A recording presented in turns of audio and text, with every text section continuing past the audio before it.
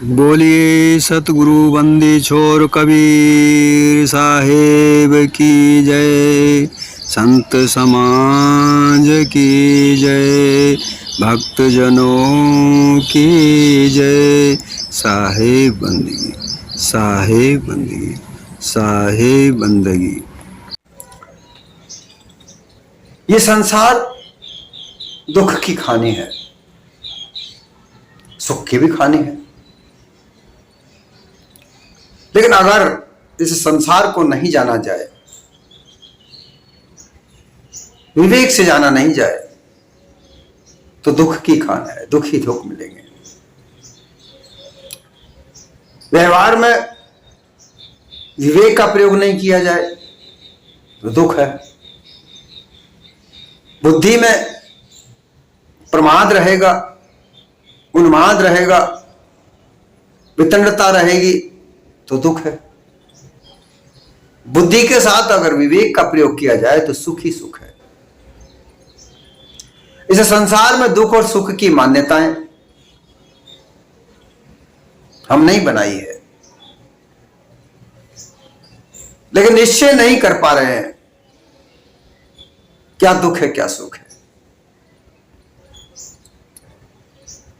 धन दौलत मान सम्मान, इनमें अपना सुख ढूंढते हैं, विषय वासनाओं में सुख ढूंढते हैं।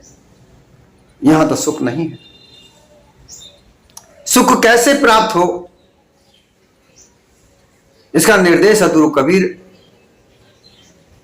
अपने बीजक के द्वारा दामिनी 21 में देते हैं। वो कहते हैं, बहुत दुख दुख दुख दुख की खानी, तब बचियो जब राम ही जानी। राम ही जान युक्त जो चलई, युक्ति ते फंदा नहीं परई। युक्ति ही युक्ति चला संसारा, निश्चय कहा न मानो हमारा। कनक कामनी घोर पटोरा, संपत्ति बहुत रहे दिन थोरा। थोड़ी संपत्ति गौ भौराई, धर्मराज की खबर ना पाई। देख त्रास दुख गौ कुमलाई, अमृत धोखे में विष खाई। मैं सिरजों में मारूं, मैं जारों में खाऊं। जल थल मैया रम रहो, मोर निरंजन नाम।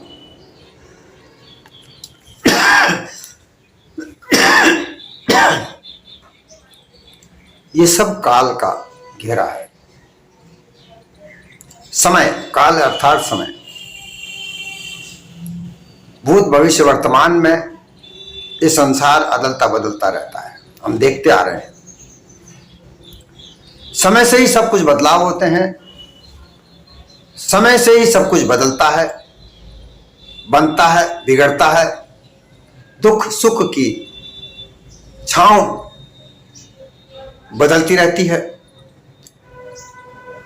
कोई आज राजा है, कल भिखारी मांगकर, भीख मांगकर अपना गुजारा करता दिखता है। कोई भिखारी है, वो अगले दिन एक राजा बना हुआ नजर आता है। ये सब समय है, और इस समय को ही काल बता करके, क्योंकि काल दिखता नहीं है, समय दिखता नहीं है, इसके द्वारा कार्य हुए दिखते हैं, लेकिन समय दिखता नहीं है। ये निरंजन है, अर्थात जो आंखों में से न दिखे उसे निरंजन कहा जाता है। निरंजन, अंजन का तात्पर्य है देखना, दिखना। और निर जो नहीं दिखे, तो इस समय कभी नहीं दिखता। लोगों ने इसी को निरंजन का नाम देकर कोई पुरुष है ऐसा निश्चित कर दिया। पुरानी मान्यताओं में हम देखते हैं कि लोगों की ज्यादा बुद्धि नहीं चलती थी। वो अनुमान कल्पना में कई तरह की कल्पनाओं को बना करके उनकी मूर्ति रूप बना दिया गया है। आज तक वही मान्यताएं, उनका कोई काम नहीं होता। वो जीवन में कभी कोई लाभदायक भी नहीं रहे, लेकिन फिर भी वो चल रही है। उन्हीं प्रारूपों के आधार पर मतपंथ बन रहे हैं और उनका व्यापार चल रहा है, लेकिन उन्हें बदलाव नहीं कर पा रहे, जो कि जो है ही नहीं। जो निरंजन नाम जो डाल दिया, तो निरंजन नाम का कोई व्यक्ति है, वो छुपा हुआ रहता है, वही जीव को खा जाता है। ऐसी मान्यता बनाकर लोगों को डरा रखा है। घोर अंधकार ज्ञान का फैला रखा है लोगों ने, ज्ञान का मार्ग ही नहीं चुनते। कैसी उल्टी बुद्धि के लोग हैं, समझ नहीं पाते। निरंजन का तात्पर्य होता है कि जो दिखे नहीं, और जो दिखने वाला नहीं है वो क्या है? काल है, समय है। समय दिखता नहीं है, उसके किए हुए कार्य उस समय में किए हुए कार्य अवश्य दिखते हैं। तारीख, कल की तारीख आज भूत भविष्य हो जाती है। वह तारीख याद रखी जाती है, फला दिन फला तारीख को फला समय पे यह कार्य हुआ था। आज हम देखते हैं किसी भवन शिलान्यास किया जाता है, उस पर तारीख लगी जाती है, वही समय है, लेकिन लोग समझ नहीं पाते। मूर्खता की हद है। अंधकार में लोगों को गुमराह करके निरंजन निरंजन चिल्ला करके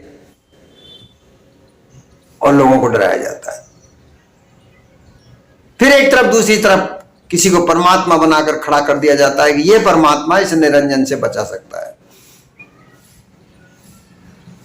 मूर्खता की हद है। तो यहां साहेब कहते हैं बहुत दुख दुख दुख की खानी। यह संसार बहुत दुख की खान है। 3 बार दुख कहा। निश्चय रूप से कहा जाने वाला शब्द 3 बार कहा जाता है। यही होगा, यही होगा, यही होगा। 3 लकीर भी खींच जाती, शब्द के आगे 3 लकीरें भी खींच दी जाती है। यह निश्चयात्मक शब्द है कि यह संसार अगर तुम समझोगे नहीं, जानोगे नहीं, तो दुख ही दुख है। लेकिन इसमें सुख भी है, यह भी जानना आवश्यक है। लेकिन तुम दुख के कारणों में फंसे पड़े हो, इसलिए दुख है। विषय वासनाओं के जाल में फंसे हुए हो, जंजाल में फंसे हुए हो, इसलिए दुख का कारण है। इस दुख में फंसे हुए हो, विषय वासनाओं का क्षणिक सुख तुम्हें दुख में ले जाता है। क्योंकि विषय वासनाओं को भोगने के लिए तुम तरह तरह के षड्यंत्र रचते हो, पाखंड रचते हो, छल करते हो, कपट करते हो, धोखा देते हो, और लोगों को उलझाकर तुम केवल धन ऐंठना चाहते हो, धन कमाना चाहते हो, और उस धन से तुम सुख ऐश्वर्य की चीजें ढूंढते हो, जो दुख का कारण है। सुख वहां नहीं है। दुख ही दुख में पूरा संसार चला जाता है। ये मानव देह एक दिन छूट जाती है। रागात्मक स्थिति, अनुराग, सुखों से अनुराग दुखों का कारण है। यह दशा अज्ञान दशा होती है। अगर ज्ञान हो तो अनुराग छूटे, राग छूटे, और अज्ञान हो तो उनमें ज्यादा बंधाव, उसमें बंधन बंधा रहता है। इसलिए दुख 3 प्रकार से मानव सोचता है। रागात्मक स्थिति रजोगुणी होती है। सुख भोगने की स्थिति सतोगुण होती है, और दुख मिलने की स्थिति जब बनती है तो वह तमोगुणी होती है। इन स्थितियों में फंसे पड़े रहने से कारण सुख का तो प्राप्ति नहीं हो पाती। सुख प्राप्ति कब होगी?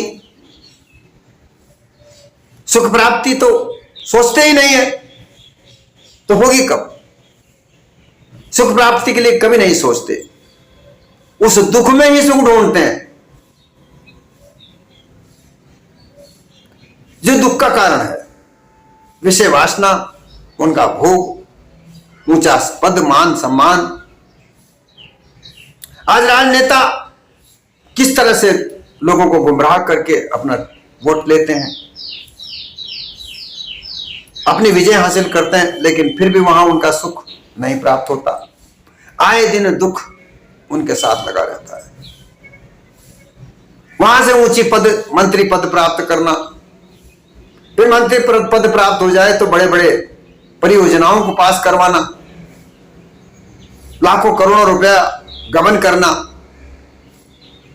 गरीबों का पैसा आवंटित करवाकर उसको खुद डकार जाना, यही तो चल रहा है। और ऐसा करके वो दुख को ही निमंत्रण देते हैं, सुख उनको प्राप्त नहीं होता। तो सुख कब प्राप्त होगा? साहिब कहते हैं, तब बचियो तब राम ही जानो।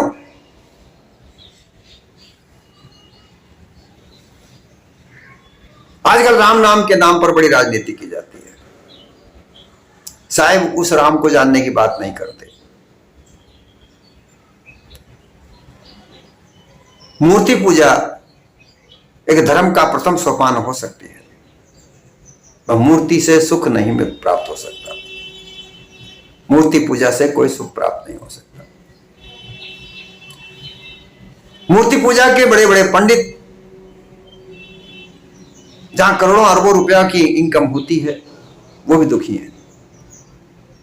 उस रुपये को लेकर दुखी है। कहीं सोना चोरी होता है, कहीं रुपए चोरी होते हैं, कहीं प्रसाद में चर्बी मिलाई जाती है, व्यवस्थाओं में गड़बड़ी होती है, कहीं कत्ल कर दिए जाते हैं। वहां भी लड़ाई है, लेकिन सुख तो वहां भी नहीं है। यहां सीधा सीधा सदगुरु कहते हैं कि राम ही जानो। राम क्या है उसको जानो। राम किसी मूर्ति का नाम नहीं है। राम रमैया राम है, यह चेतन स्वरूप जीव है जो इस देह में रम रहा है। इसको जानो। इसके जानने का पर बल दिया है साहिब ने कि यह राम, यही सुख का निर्माता है, यही दुख का निर्माता है। अगर ये राम विषय वासनाओं की तरफ रागात्मक दृष्टि रखता है, सोच रखता है, उसमें लगाव अनुराग रखता है, तो दुख का कारण है। और जिस दिन भोग विलास की वस्तुओं से वैराग धारण करता है, वो सुख की ओर आकर्षित होता है। सुख तब मिलेगा जब विषय वासनाओं से वैराग धारण किया जाए, राम केवल रह जाए, रमैया राम असंग हो जाए, माया खत्म। क्योंकि धन, धरती, ये सुख, संपत्ति, ये सब मायावी है। इनमें लगाव रखना दुख का कारण है। इनसे वैराग सुख प्राप्ति की ओर अग्रसर होना है। जब अकेला रह जाए, कुछ भी शेष न रह जाए, तो फिर सुखी सुख है। यहां इसका तात्पर्य यह नहीं है कि तुम्हारे पास जो धन संपत्ति है उसको त्याग दो, नहीं। तुम्हारे पास जो धन संपत्ति है उसके तुम दृष्टा हो, साक्षी हो। उसका प्रयोग अच्छी तरह करो, परोपकार में करो, स्वार्थ में ना करो, तो तुम अकेले रह जाओगे। स्वार्थी दृष्टि, स्वार्थी सोच अगर तुम रखोगे तो फिर तुम बंधोगे। स्वार्थ में रहकर तुम बंधे चले जाओगे, छूट ही नहीं सकोगे। बचोगे कब? जब अपने आप को जानकर अपने निज स्वरूप में स्थित हो जाओ, तब तुम बचोगे। और उस बचाव के लिए तुम्हें यह मोह का फंदा त्यागना पड़ेगा। जो तुम मोह बांधे पड़े हो, सुंदर पत्नी मिल गई, उसके साथ मोह, पुत्र प्राप्त हुआ, उसके साथ धन संपत्ति प्राप्त हुई, वो मेरा धन है, मेरी संपत्ति है, मेरा पद है, मैं इस पद को कैसे छोड़ दूंगा, मुझे और ऊंचा पद चाहिए, मान सम्मान चाहिए। यह मोह की स्थिति को त्यागना, वैराग स्थिति को धारण करना, यह निज स्वरूप में स्थिति है, जहां रहकर तुम अपने सभी चीजों को छोड़ तो नहीं सकते, उनमें अपना लगाव बंद कर दो कि मैं हूं, मेरा है, ये त्याग दो। तुम्हारी संपत्ति कोई नहीं छुड़ा सकता।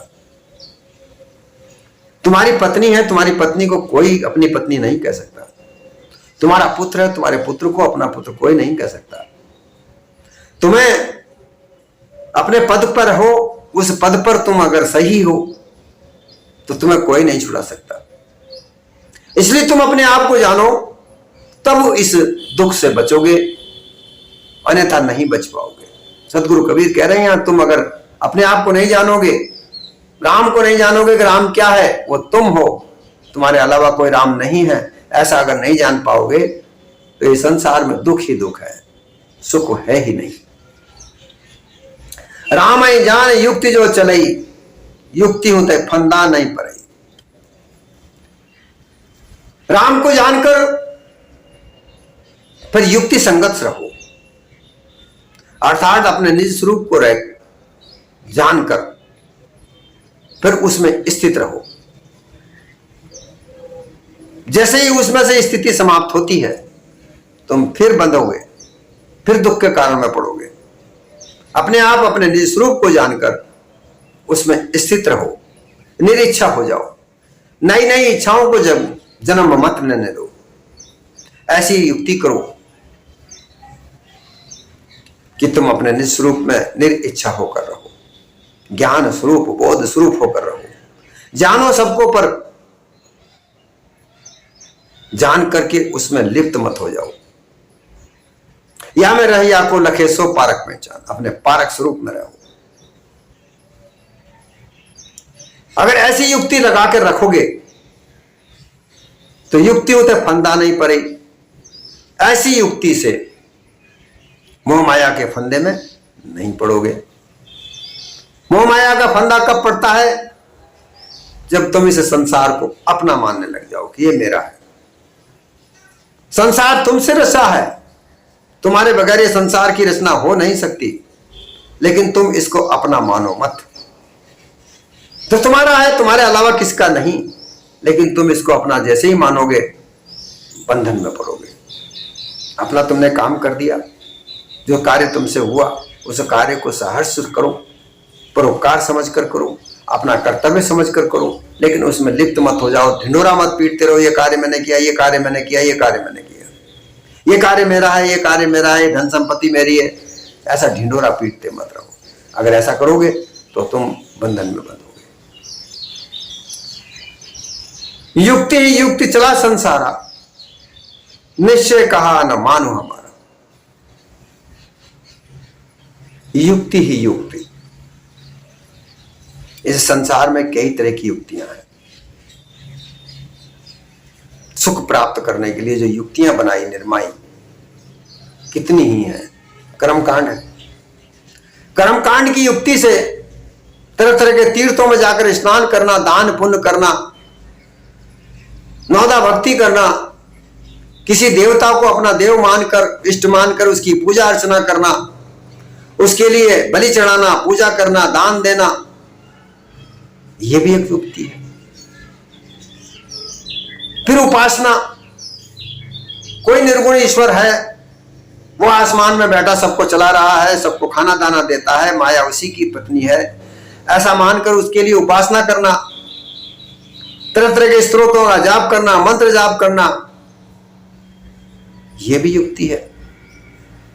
एक योग युक्ति है। योग के द्वारा अपने श्वासों को ऊपर नीचे चढ़ाना, कई तरह की कलाओं को दर्शाना, हठ योग, सहज योग, राजयोग, अष्टांग योग का प्रयोग करके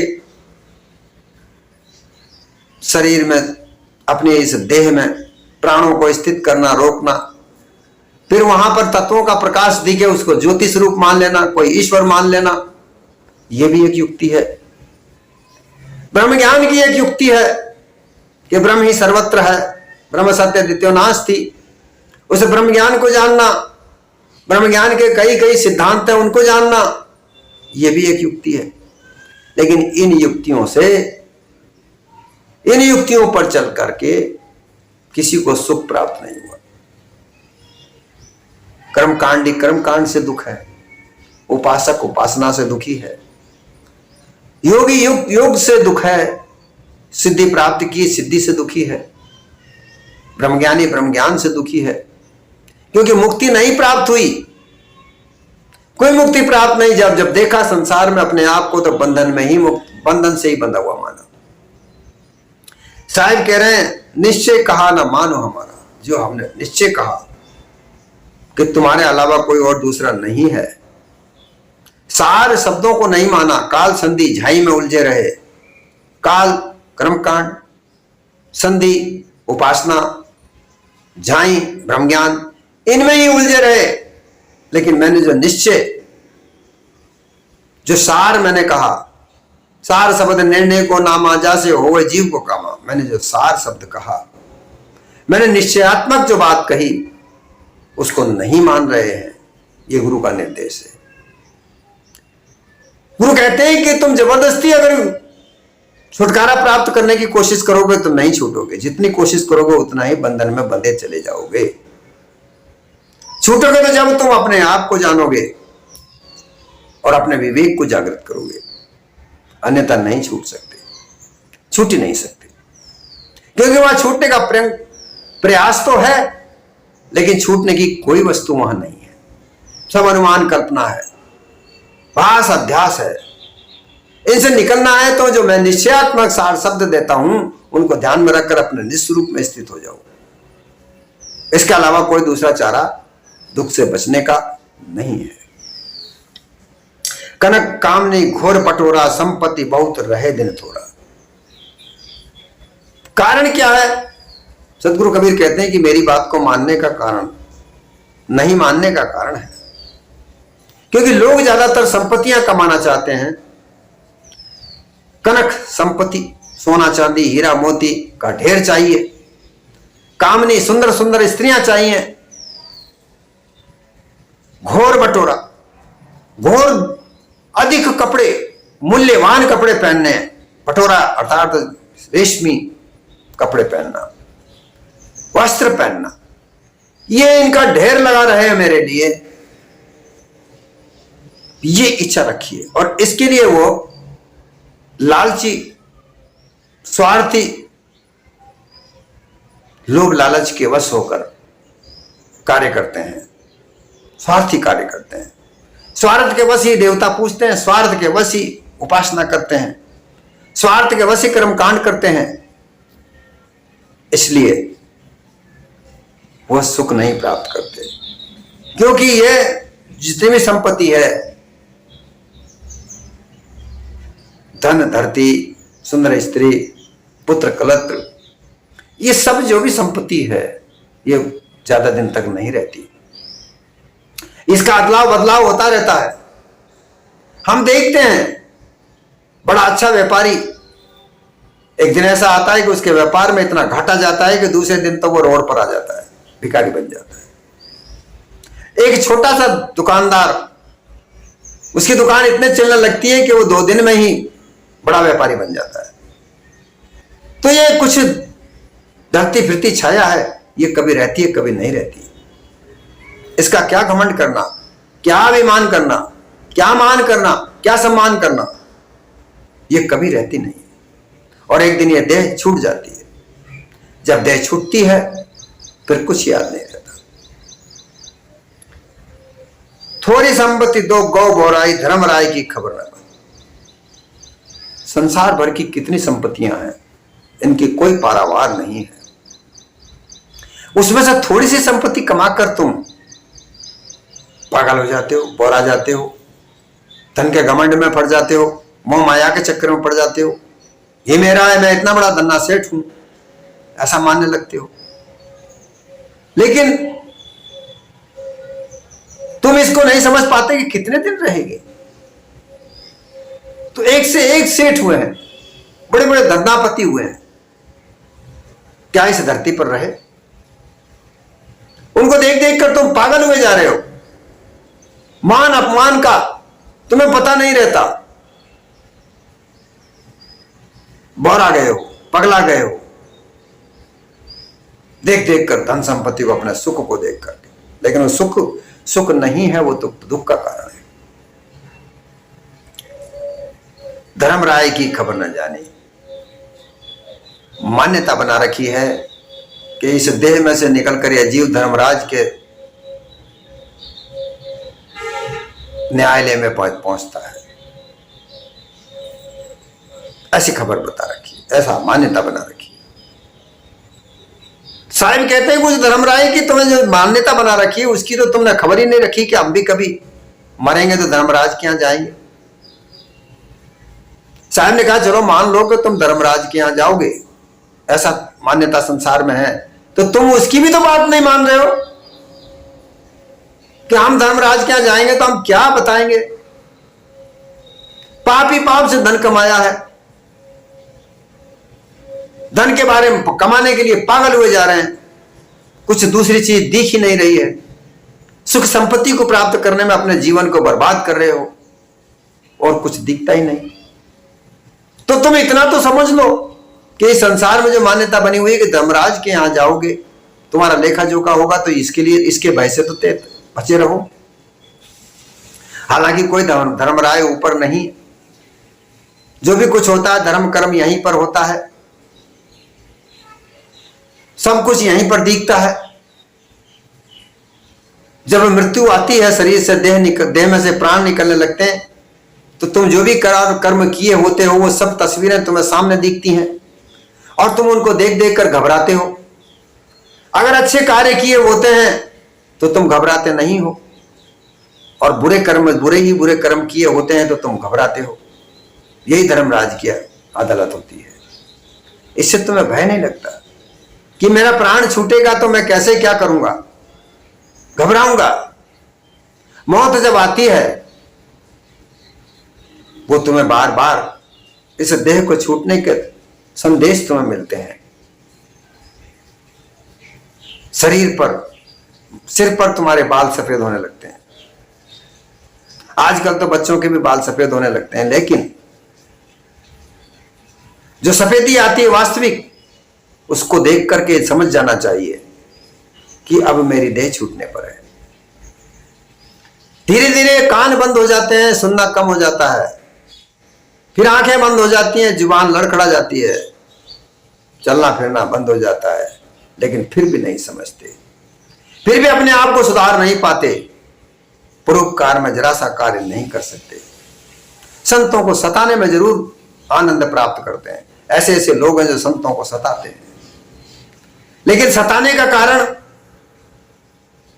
संतों से कहते हैं तुम तो संत ही नहीं हो। निश्चय कर रहे हैं बड़े, जैसे तो कोई वो बहुत बड़े मान्यता प्राप्त कोई संतों के जानकार हो, लेकिन ये पता नहीं है कि जब उनके प्राण छूटेंगे क्या हाल होगा। ये तो ध्यान रखो, इस बात का तो ध्यान रखो, नहीं रखते। देखी त्रास दुख मुख गौ कुमलाई, अमृत धोके गौ विष खाई। जब मौत आती है, मौत का त्रास देखने को मिलता है। वो कहते हैं ना, चोर के दाढ़ी में तिनका। बुरे कर्म करने वाले लोग जो कभी परोपकार नहीं कर पाए, स्वार्थ अपना जीवन जिया, खूब सारा धन धोखाधड़ी से कमाया, छल कपट से कमाया, मान सम्मान प्राप्त किया, ऊंचे पद पर रहे, और जब उनका प्राण छूटने को होता है तो फिर वो बहुत कुमलाते हैं, उनका शरीर कुमला जाता है, क्योंकि वो दुख का कारण उनको सामने नजर आ जाता है। उनका दुख सामने नजर आता है, लोग परेशान होते हैं, उनके परिवार वाले, क्योंकि शरीर से देह में से प्राण छूटता ही नहीं। उस भय के मारे तड़फड़ाते हैं। हालांकि साधारण तौर पर परोपकारी व्यक्तियों का देह छूटता है, उन्हें कभी कष्ट नहीं होता, क्योंकि मौत का कष्ट होता ही नहीं। एक क्षण में से भी 1000वें भाग में भी कम होता है, इतने क्षण में इस देह से रमैया राम निकल जाता है। लेकिन जो लोग परमार्थ के नाम पर धोखाधड़ी करते हैं। धोखाधड़ी करने वाले लोग, छल कपट करने वाले लोग, स्वार्थी लोगों का जब प्राण निकलते हैं वो बहुत कष्ट पाते हैं।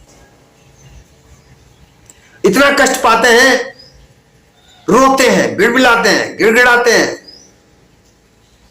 हमें ये खिला दो, हमें उससे मिला दो, हमें ये कार्य, मेरा क्या होगा, मेरे मरने के बाद में ऐसा करना वैसा करना। तरह तरह की उनकी अनुरागपना सामने आता है।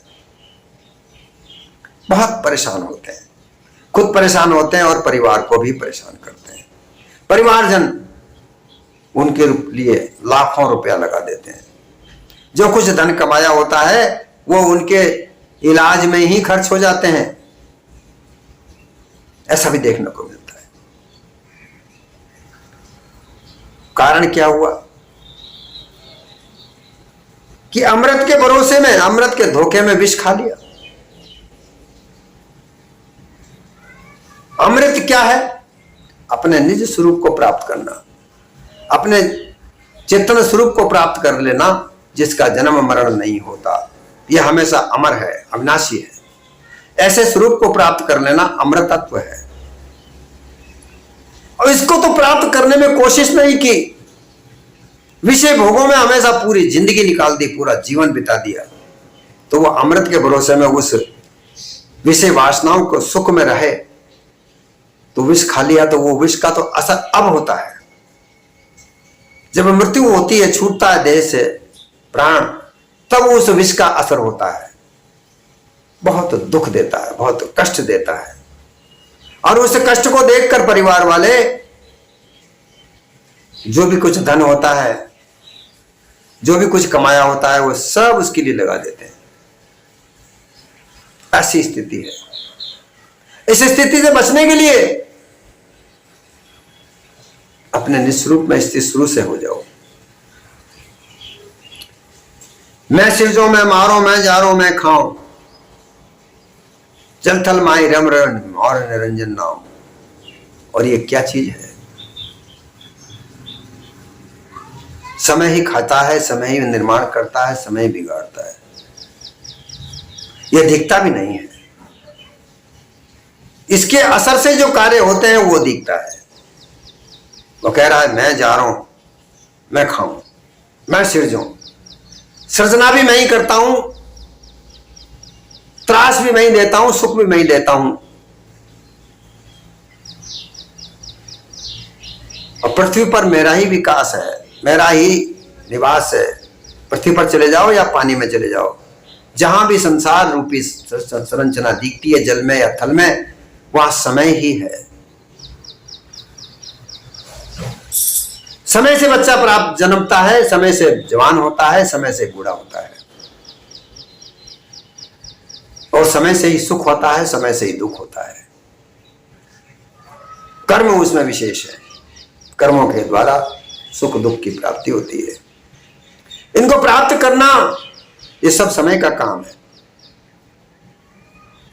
मैं निरंजन, समय कहता है कि मैं निरंजन, मैं दिखता भी नहीं हूं, लेकिन मेरे ही मध्य में सारे काम है। मैं ही सबकी मेरे ही द्वारा सारे कार्य होते हैं। मुझे क्यों नहीं जान पाते?